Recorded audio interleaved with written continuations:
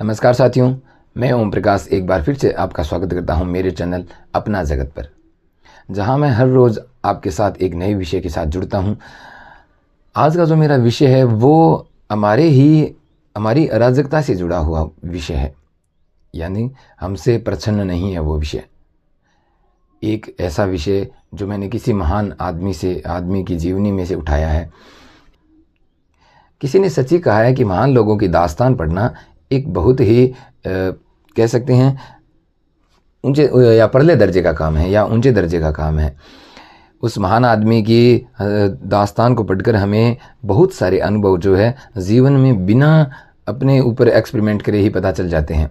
यानी उनके अनुभवों से भी हम सीख जाते हैं कि हाँ, ऐसा जो है जीवन में करना नहीं चाहिए, या ऐसी जो बद्धता है वो भी हमारे जीवन में आ सकती है, या ऐसी बाधाएं भी हमारे जीवन में उत्पन्न हो सकती है। समाज जो एक साहित्य के माध्यम से जो जीवन में सही प्रतिरूपण रखने का काम करता है, उसी साहित्य में महान आदमी जो है वो कुठाराघात की तरह काम करता है। यानी वो हमें जीवन की विडंबनाओं से बताता है, जीवन की विडंबनाओं को फेस करके बताता है या जूझ कर बताता है कि आपके समक्ष ऐसी जो समस्याएं हैं वो भी उत्पन्न हो सकती है, और उनसे आपको किस प्रकार से लड़ना है, किस प्रकार से उनका सामना करना है। ये बातें हम उन्हीं महान हस्तियों से जानते हैं जिन्होंने अपने जीवन में ऐसी समस्याओं का सामना किया है। इसी श्रृंखला में आजकल मेरा राब्ता है महात्मा गांधी जी की आत्मकथा से। मैंने मंगवा तो संक्षिप्त आत्मकथा ही रखी है। इसी में बहुत सारी ऐसी बातें हैं जो मैं अपने से जो है संबंध पाता हूँ, उन बातों का अपने से जोड़ पाता हूँ मैं उन बातों को। इसी में एक उन्होंने अपने जीवन से संबंधित एक बड़ी प्यारी बात कही है, जिसमें उन्होंने बताया है कि जब उनका 13 वर्ष की उम्र में विवाह हो गया तब उन्होंने न जाने कितनी जो है समस्याएं झेली है।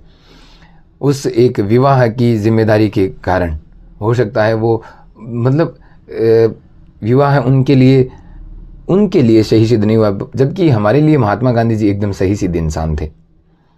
तो उन्होंने बताया है कि हमारे वर्तमान हिंदू समाज में ही एक और पढ़ाई और दूसरी ओर शादी दोनों साथ साथ चल सकते हैं। कितनी प्यारी बात कही है कि हमारे वर्तमान हिंदू समाज में भी, यानी अब भी नहीं लगाया है इन्होंने, फिर भी इस बात को हम समझ सकते हैं कि वो बात आज भी जो है निरंतर चली आ रही है। हमारे वर्तमान हिंदू समाज में ही एक और तो पढ़ाई चलती है बच्चे की या जिसकी शादी हो रही है उसकी, और दूसरी ओर शादी दोनों साथ साथ चल सकती है। और इसमें जो है व्यंग्य ये छिपा है कि जीवन को सही प्रकार से समझने के लिए आदमी को हर एक पड़ाव को अपनी उम्र के मुताबिक पार करना चाहिए।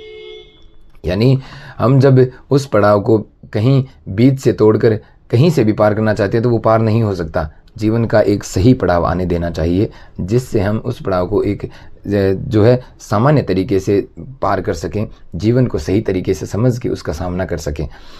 इसी में उन्होंने एक बात और लिखी है कि अपने अंदर जिस शक्ति का अभाव होता है, अपने अंदर जिस शक्ति का अभाव होता है उसे दूसरे में देखकर व्यक्ति का आश्चर्यचकित होना संभव है, यानी स्वाभाविक है। जो चीज़ हम दूसरे में देखते हैं और उसी चीज़ का अगर हम अपने अंदर अभाव पाते हैं या कमी पाते हैं तो उस चीज़ को देखकर हमारा आश्चर्यचकित होना स्वाभाविक है, प्राकृतिक है। यानी हम उस चीज़ को देखकर आश्चर्यचकित होंगे।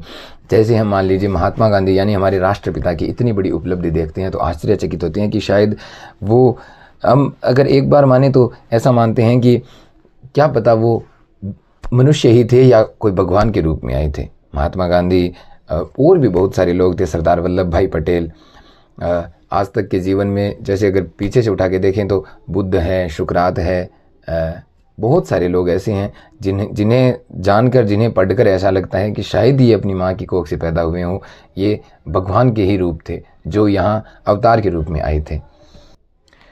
तो आज मैंने आपसे महात्मा गांधी जी के 2 विचारों को साझा किया है, जिसमें ये है कि समाज में जो एक कुरीति जैसा हमें दिखता है, कुप्रथा जैसा दिखता है, वो भी कहीं ना कहीं खंडित होना चाहिए। और दूसरा है वो ये है कि आदमी दूसरे में जिस चीज़ का आदमी दूसरे में जो चीज़ देखता है उसका अपने में अभाव पाकर जो है आश्चर्यचकित होता है, और उस आश्चर्यचकित को हमें एक दिशा में रखना है। जब तक हम उसे एक दिशा नहीं देंगे तब तक हम शायद उस महानता को पा भी नहीं सकते। हर एक आदमी का एक इंस्पिरेशन यानी आइडल होता है, अभिप्रेरित रास्ता होता है, जिसमें वो एक शख्स को देखता है और उस शख्स की महानता को देखता है कि मुझे भी वैसा बनना है। तो वैसा बनने के लिए उसकी सारी समस्याओं को जानो, उन्होंने किस प्रकार से समस्याओं का सामना किया है। जैसा कि इसमें शिव खेड़ा लिखते हैं अपनी किताब जीत आपकी में कि महान आदमी जो है वो कोई अलग काम नहीं करता, वो हर काम अलग ढंग से करता है। तो वो अलग ढंग हमें जानना है जिससे हमारे जीवन में सफलता आ सके। एक महान आदमी को इसीलिए शायद पढ़ा जाता है कि उनके जो जीवन के मूल कर्तव्य है वो किस प्रकार से उन्होंने अदा किए। ऐसे ही और भी मैं किताबों के माध्यम से आपसे जो है विचार साझा करता रहूँगा। अगली बार मैं लेके आऊँगा प्रेमचंद जी का एक विचार जो मैंने पढ़ा और इतना प्यारा लगा कि जिसमें मैं 2-4 घड़ी खोया ही रहा। ऐसा ही विचार है, लेके आएंगे बहुत सारे आगे भी विचार आपसे साझा करेंगे। तब तक के लिए धन्यवाद, नमस्कार। प्रसारित करते रहिएगा, ज़्यादा से ज़्यादा सहयोग देते रहिएगा।